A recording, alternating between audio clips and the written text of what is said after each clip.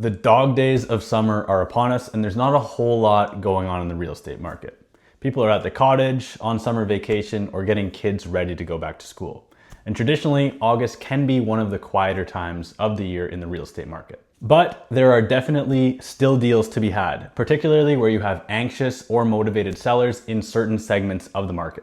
I'll preface this by saying not every seller is in distress, especially here in the Bay of Quinte. But these sales happen, and when they do, they create an opportunity for the buyer while also creating a potentially negative comparable sale for sellers in that market. Just this past week, we had one of our listings sell for $100,000 under asking price, and we helped a buyer purchase a waterfront property for $195,000 under the asking price.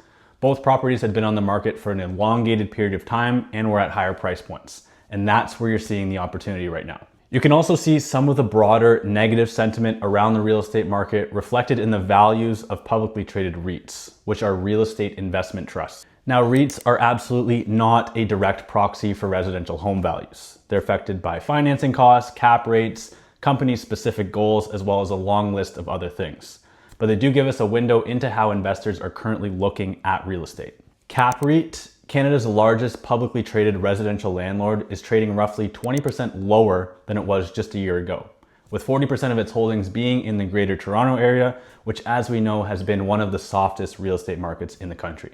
Boardwalk REIT, on the other hand, is down 8% year over year, not to the magnitude of the 20% declines of CAPREIT, because most of its holdings are in Western Canada, specifically Alberta, which hasn't seen the declines that Ontario has year over year. None of this is really new news. It's not another change in the market, and it's definitely not meant to be doom and gloom. But during these quiet times in the market, whether it be the end of summer or around Christmas time, they do tend to create opportunities. When there's not as many active buyers shopping and elevated inventory levels, a motivated seller may be more willing to negotiate, and you can sometimes put a deal together that wouldn't necessarily happen in a busier market. I'll reiterate that not every seller is motivated, and this absolutely does not mean that every buyer is getting a deep discount on a property right now. We've negotiated a number of great outcomes for our seller clients this month.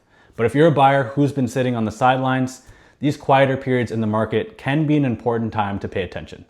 Thanks for watching this week's real estate update, and see you in the next one.